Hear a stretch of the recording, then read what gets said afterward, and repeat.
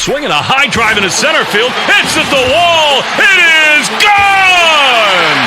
Casas does it again. It's gone! It's into the bullpen! This game is tied! He swings and rips one to center field. It's high, it's deep, it's back, it's gone! Sale winds, he fires. Swing and a miss, strike three, it's over! The Red Sox have won the World Championship! What's up? Welcome back to Play Tessie. It is episode 208. This is the official Red Sox podcast of weei. Remember to subscribe wherever you get your podcasts. Rate 5 stars. Find us on YouTube on the weei channel where you can subscribe there and find the Play Tessie playlist where it has all our episodes. You can hit the thumbs up. And then, as always, you can find us on the socials at Play Tessie on Twitter, Instagram, and TikTok. You'll find a lot of clips from this interview and all our interviews of the past. Joe has been doing, our producer Joe Braverman has been doing an awesome job producing those clips, and they've all come out so good, and don't miss them. Follow us on all those social platforms to get those clips. But yeah, I mean, here we go. This is a good interview. It's Marcelo Meyer, one of the top prospects in the Red Sox organization, former 4th overall pick. This is a guy who's been he was drafted out of high school, so it kind of feels like he's been a top prospect for a long time. And I think a lot of people get prospect fatigue, but this is a guy that has not floundered at all. Like he has been a top prospect for a reason. He is still a top prospect. He's in the midst of one of his better stretches in minor league ball. The power is there. He's been playing really well. If the Red Sox middle infield didn't have such stable forces in it, maybe he would be in the majors right now, and maybe we'll talk about that a little bit post-interview. But really excited. Marcelo is a good friend of the program. We love chatting with him. So we're excited to show you guys this interview, but anything from you guys, Sammy and Pat, before we just go right into that interview? No, just always a pleasure speaking with Marcelo. He's been great to us. We always appreciate the time, and I think people will enjoy this one. Yeah, it's always great sitting down with Marcelo. It was funny how it kind of came about because we'd asked him a couple days before, and he was not committal, but he's like, I'll let you guys know. I have time. And then he just came up. He's like, all right, what do you boys got? You want to cook real quick?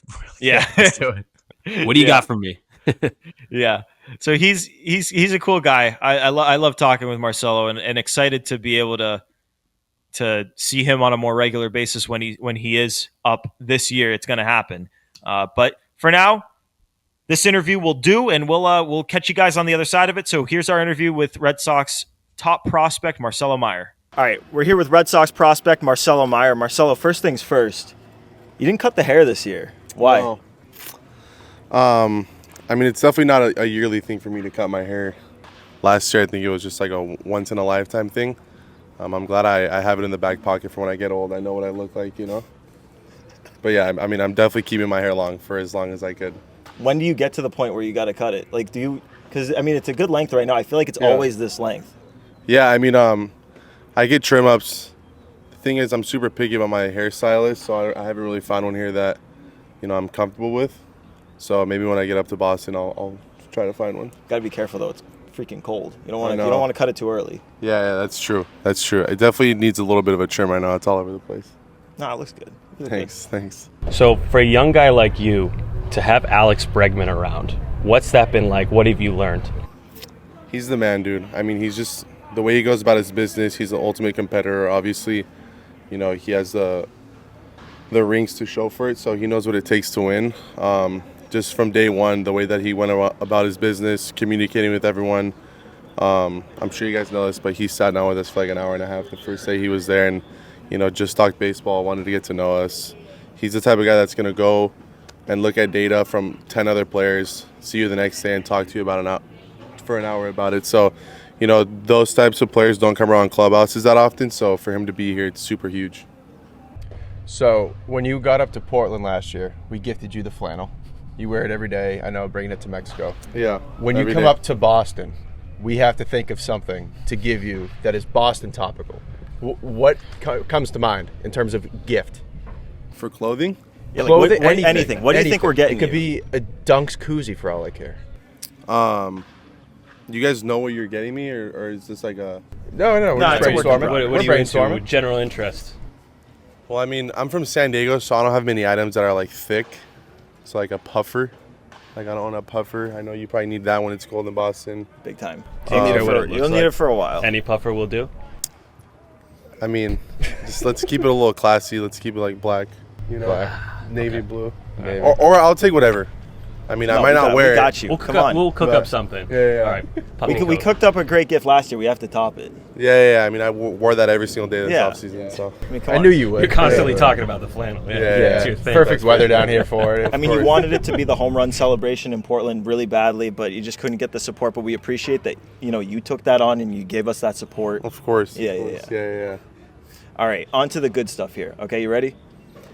What besides baseball do you consider yourself an expert in? Huh. Let me think about this. And besides flannels? Yeah. Soccer. Really? Yeah. Well, yeah, tell me I mean, something I don't know. I grew up playing soccer, so like my whole life, all my buddies, that's pretty much all we do when I'm back home. We play a lot of soccer. So that was really like the sport that I grew up loving, and I still do to this day. I'm a big Barcelona fan. Yeah? Were you a striker? I was a striker, yeah. Yeah. Yeah, I can tell. You're a Yeah, I striker. wore the headband with the long hair. Yeah. Yeah. All right. Give me your most controversial food take. A hot take about food.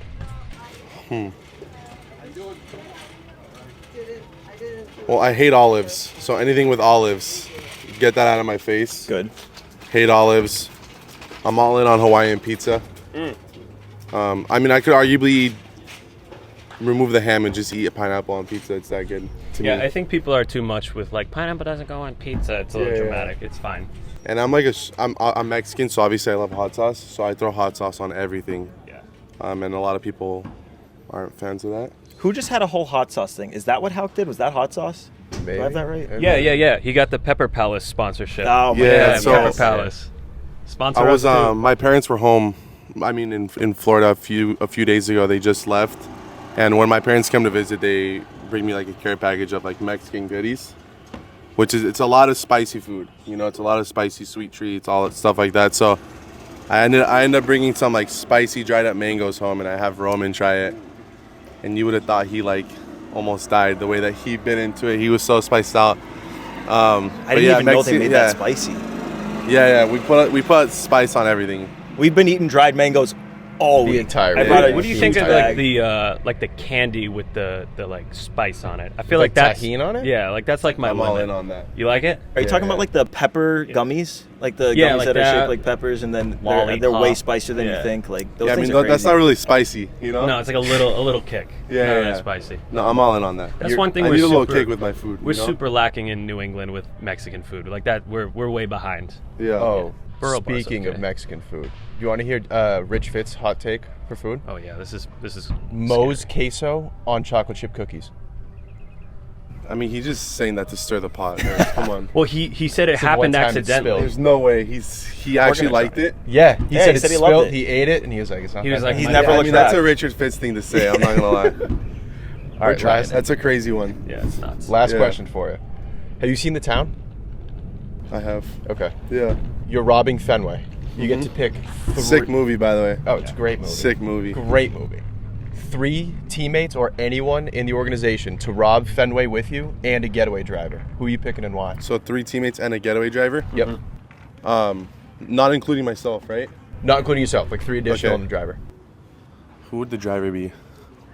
I'm gonna go. Romy Gonzalez is the driver, because he has like a sick Corvette, and I'm sure he drives that thing really fast. Damn. You know. And then, who's like someone who's super smart. We need someone doing like all like the tactics and stuff like that. It could also be like staffers, coaches. Yeah, I'm Doesn't thinking have to be- staff. I'm definitely thinking Okay, staff. yeah. I'm gonna go Dylan Lawson. Ooh, yes. Lawson's in the group. Not really as a tactician, but he's a dog. You know, like he's gonna set the tone. And then I'll go I'll go Yoshida. Yeah? Why Yoshida? Just because he's funny as hell. Hell yeah. I'm not sure if Hell that's yeah. who you want when you're robbing Fenway Park. Keep it lighthearted. But just for the story, it'll be a good time Yeah. with Yoshi. And then one more. Let's see. Just like, I'll go Trev. He's from Texas. I'm sure he shot a few guns in his lifetime. That's probably what they do over there. So yeah, we need a shooter. So I'm going Trev. Just in case. Yeah. In case things go wrong, you know. Yeah. He shoots, you get away. Yeah. In Romy's car. Trevor just yeah. unloading the clip, Yoshida laughing in the corner. All right, Marcel, we appreciate it, man. Thanks so Of course. much. Thanks, guys. All right, big shout out to Red Sox prospect Marcelo Meyer for jumping on with the boys on Play Tessie. We always love talking with Marcelo. That interview you just listened to was from spring training. As we record this right now, we were actually down in Worcester. We saw him, talk to him again today. Caught up a little bit, not recorded, but he's in a good spot. He's playing good baseball. That interview, I feel like, was good. I liked hearing him talk about Alex Bregman, and he talked about it a lot this spring. And obviously he hasn't talked about it since because they haven't been together. Marcel's been in AAA. Bregman's been smashing in the big leagues. But it makes me feel good knowing that stabilizing force is there. When Marcelo does get the call, he's going to have that guy to talk to with whatever he needs, whether it be on the field stuff or off the field stuff. Because as you know, Bregman bought all those guys suits. It's good to know that guy is going to be there. And eventually we'll have to start talking about those Alex Bregman long-term deal talk. Like we'll have to talk that at some point this year. But for now, I feel comfortable knowing that when Marcelo comes up, that guy's going to be there for him. Yeah, Trevor Story too. I think it's with the Story camp and everything helpful. He'll be surrounded actually. If he's playing shortstop, he'll have Bregman on his right and Story on his left. If not, he'll just have both of them to his right. But yeah, I like that interview. I do have one big fear. I have one big fear about Marcelo in Boston. What's that? He loves Mexican food, and we do not have a good Mexican food scene in Boston. It is very lacking. And I have firsthand experience. I lived on the West Coast for multiple years. Way better. Way better. So I think this is the second time. I know we talked more about candy with him in this episode, but I think this is the second time we've spoken about Mexican food with Marcelo Meyer. So if you're a restaurateur listening to Play Tessie, it's a big part of our demographic, big restaurateur podcast. Please invest in some authentic Mexican food, not Tex-Mex, like real Mexican food, because we are so lacking, and it is the friggin' best. Mexican food rocks. I could eat that every day. So, and then I said to Meyer, I don't even remember if I said it in the interview or off camera, but I was like, hey, just so you know, don't expect too much. We've heard how much you like Mexican food. Don't expect too much. Maybe wait until you're on the road to get that. But it's pretty much just like Burro Bar is pretty good in Brighton or Brookline or Brighton, wherever it is, and then Painted Burro in Cambridge is good. Other than that, Anna's Taqueria, it's okay. But yeah, we need to step up the Mexican food game here in Massachusetts. Yeah. I think the most exciting thing for when Marcelo does come up, honestly, is he's the total opposite of Campbell. Campbell was drafted, flew through the minors, and all of a sudden he's a major leaguer.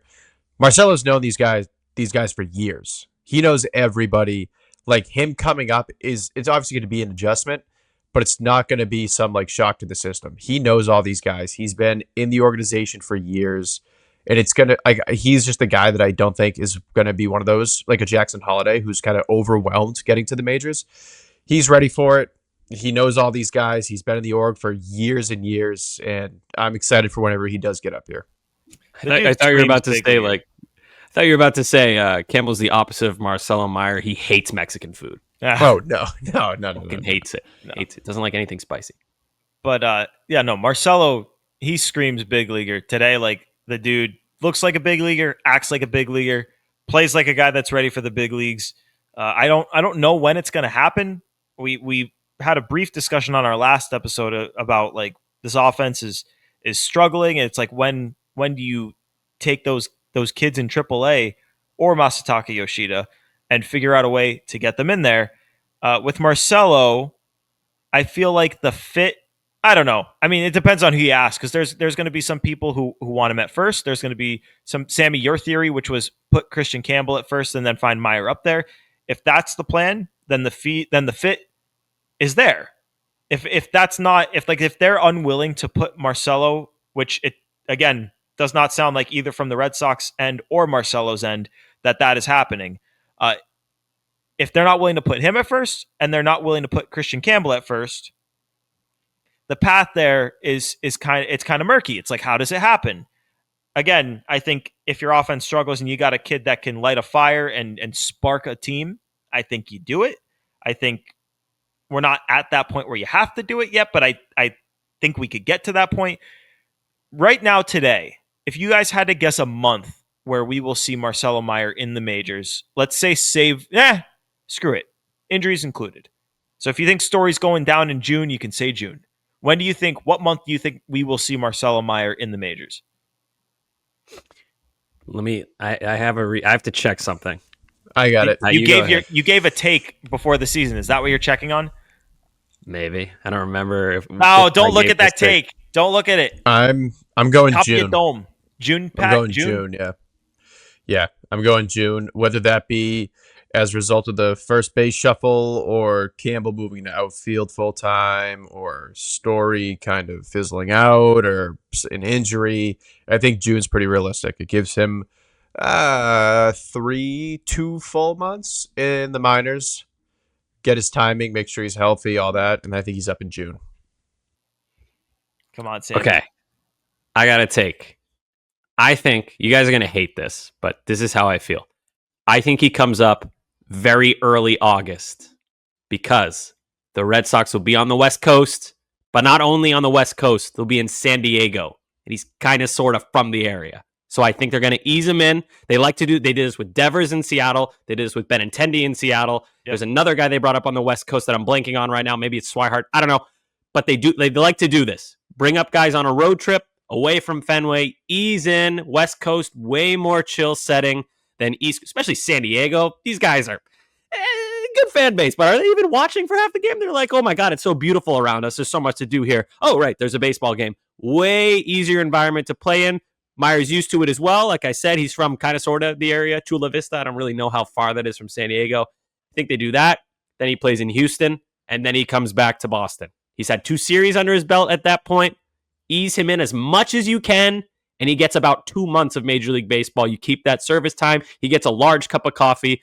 I think that's good. I think that's what's going to happen. If it were up to me, I would, like you just mentioned, Gordo, I would move Christian Campbell to first base, call up Marcelo Meyer for Tuesday.